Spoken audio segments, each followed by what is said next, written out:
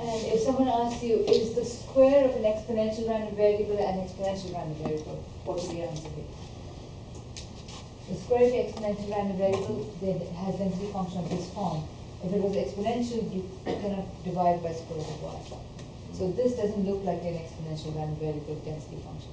So the square of an exponential random variable is not exponential. In fact, I don't think the square of any random variable would give you the same distribution. Alright, so let's look at a different example.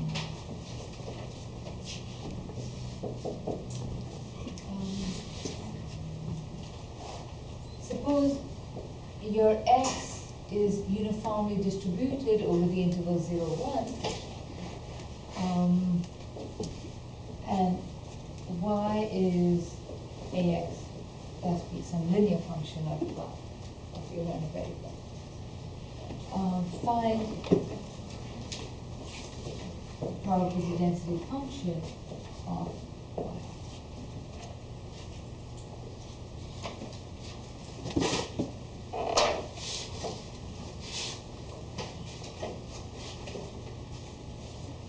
Alright, let's do this problem. And you will see why, when you start doing the problem, why it's important to divide into two cases. Case 1, where assume A is positive, and I mean clearly if A is 0, that's a trivial problem, because then you're just saying y is just a constant. Alright, so assume A is positive, and then we'll do another case where A is negative. Okay, so if we assume A is positive, what is the density function of y? So step 1, what are the possible values y can take? If A is positive, then if you just want to draw that graph, you know that this is going.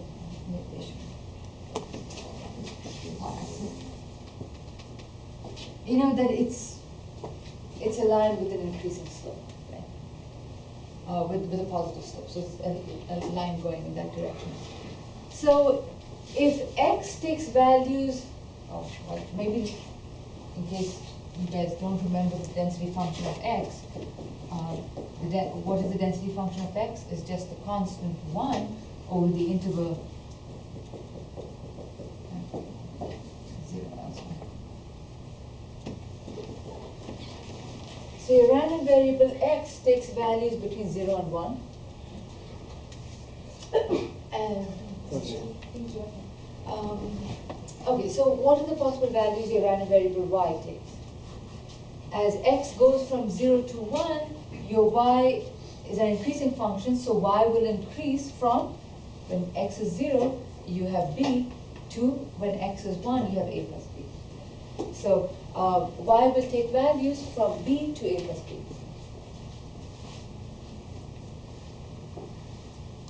So let's say y takes values in the interval b to a plus b. So this is when x is 0, this is when x is 1, and since it's a line, it will take every value between b and a plus b. All right. Okay, so the graph, let's say, is assuming b is positive. Say this is x is equal to 0, x is equal to 1, and this is. What did you write under a plus b? Oh, I just said this is the value y takes when x is 0, Okay. and this is the value y will take when x is 1. Okay.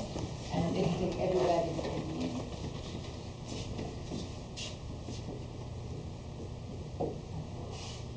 a. Alright, so we've determined the values of y.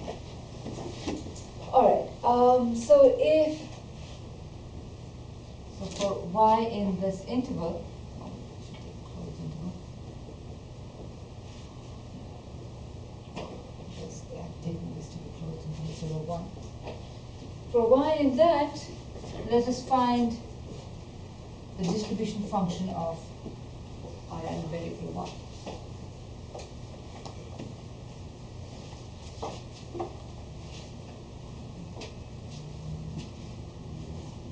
So what is our distribution function? First of all, by definition, so this is step 2. Right? By definition, our distribution function, this just means this is the probability that y is less than or equal to over 1. Next step, write in terms of x. So this is just the probability that ax plus b is less than or equal to solve for x basically, and you get x is less than or equal to y minus b divided by a. Now, here's where you see the sign of a matters. Also for this it does. If a is positive when you're solving for x, when you divide by a, the inequality does not change. But when we do the case where a is negative, when you divide by a, make sure that you change your inequality. These are little things you need to be careful about. Were those number x equals? So this is the value of y when x is 0, and this is the value of y when x is 1. So maybe that's just confusing people.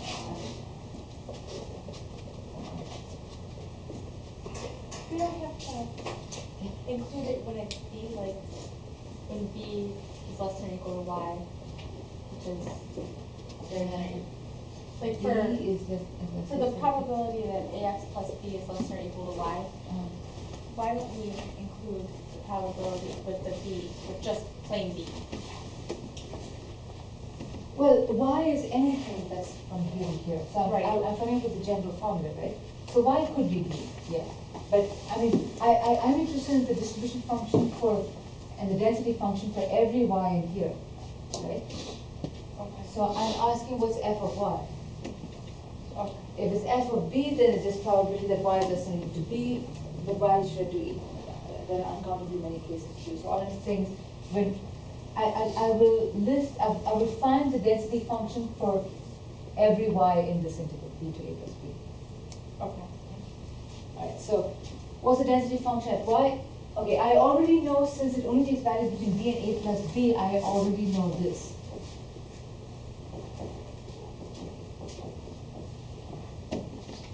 I already know that. So now I need to find values between for the random variable for y in this interval. After that interval, the distribution function is 1. I mean, I know more than this. I actually know even the density function is 0 here, and the density function. Note, I'm writing density function, not distribution function. Is a y is greater than a plus b.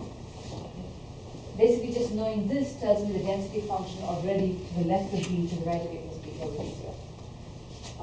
But what does it look like in the interval b to a plus b? For that, I first find the cumulative distribution function for any y in here, in this interval. That's the only interval where it's non-trivial. All right. So solve for x. Okay. So this is now the probability that x takes values less than or equal to y minus b. This is just the integral from 0 to y minus b over a, the density function of x, which is just 1 dx.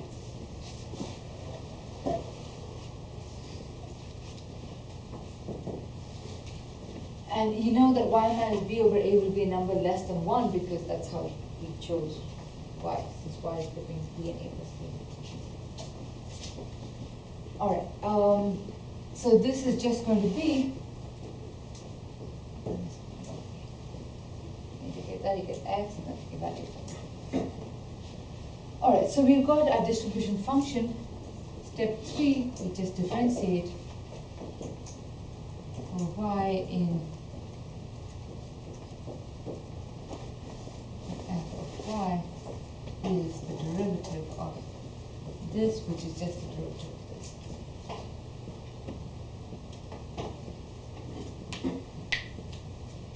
And that's just 1 over a. So you found that your distribution function of y is just constant 1 over a for y in the interval b A plus B, and 0 elsewhere.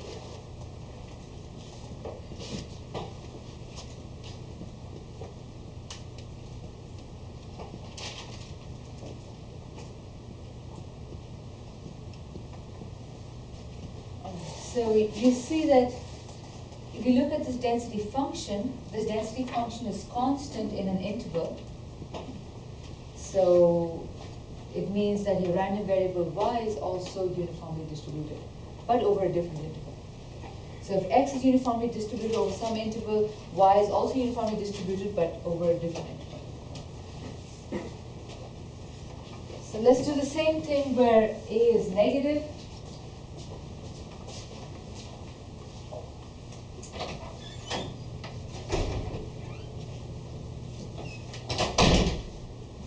Case 2.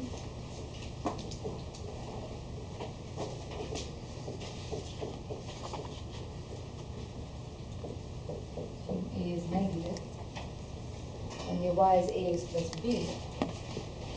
So if y is ax plus b and a is negative, then if you graph your ax plus b, it's a graph that's the downward slope, right? So when x is 0, it has a higher value. When x is 1, it has the lowest value, right? Okay, so what are the values your random variable y takes? So the lowest value is when x is 1, right? So that is going to be a plus b. So y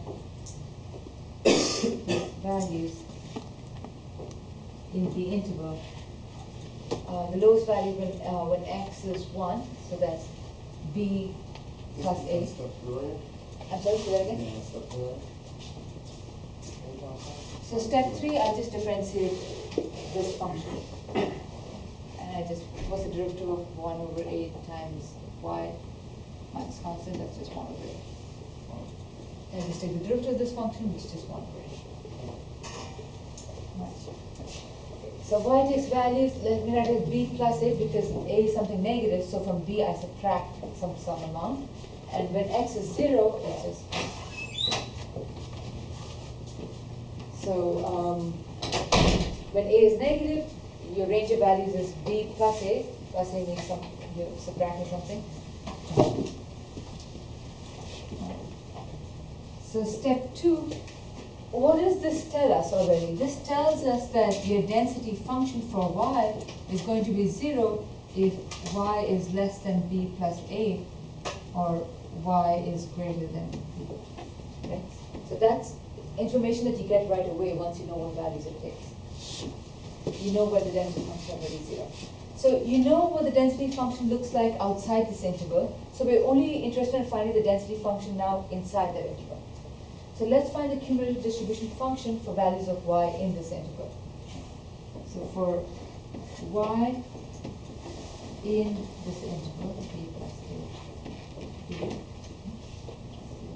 cumulative distribution function of y. So this is just the probability. So first of all, right away, we write down the definition of distribution function is just the probability y is less than or equal to little y. Write it in terms of x, so this is probability of ax plus b less than or equal to little y. And this is, so now when we're solving for x, keep in mind a is negative. So x less than or equal to y minus b, when I divide by a, it becomes greater than or equal to a.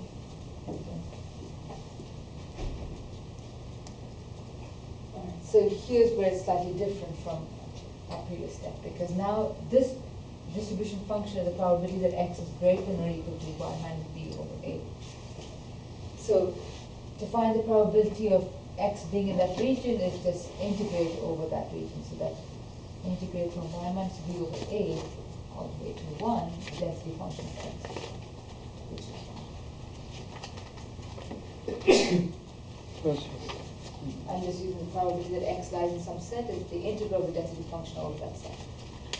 So probability that x is greater than or equal to this. X is always less than 1, so it's the probability that x is between this number and 1. I integrate between this number and 1, the density function is 1. So when you integrate this, what do you get? X or value of 1, you get 1 minus y minus b over a.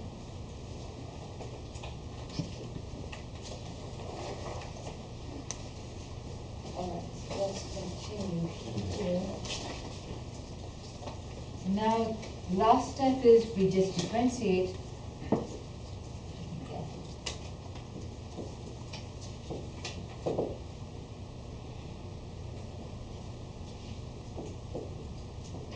Density function is just the derivative of this. So it is just the derivative of, we found 1 minus y minus b over a. So this is just equal to 0 because negative 1 over a. So negative 1 over a is negative, so negative that is something positive, so it's just 1 over absolute value of a.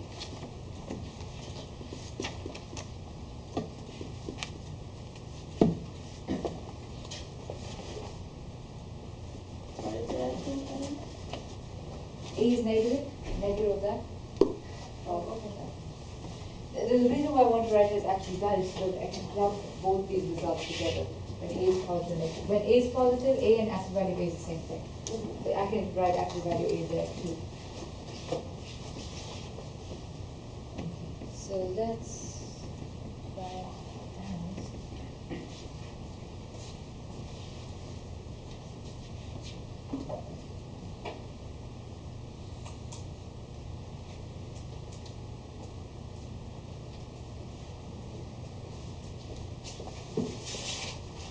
so for both cases where A is positive or when A is negative, so you can conclude the following.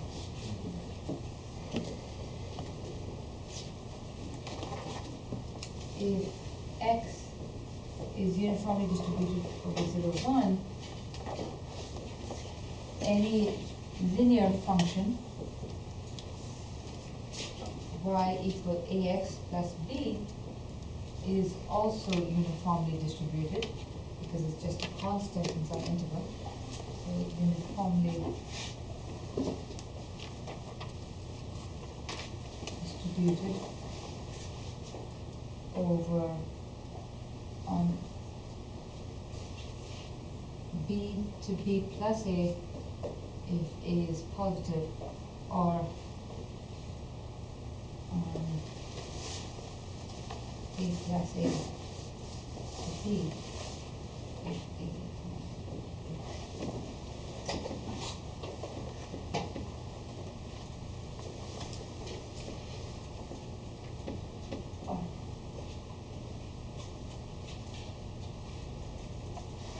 so that's if you start with uniform distribution and you look at a linear function of uniform distribution, you still have something that's uniformly distributed but over some different interval. Alright, Is A greater than 0? yeah.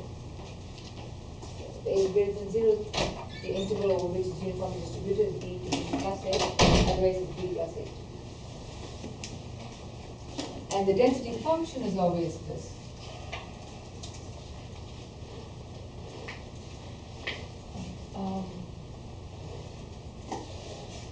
And you know that for uniform distribution, the density function has to be 1 over the length of the interval. And you see in both cases, the length of the interval is just absolute value A. All right.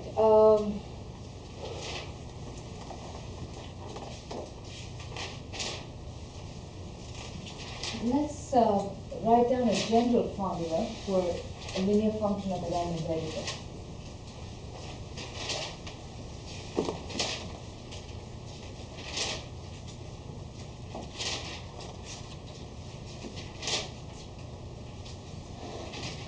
Suppose x is a random variable with a given probability density function f of x. Find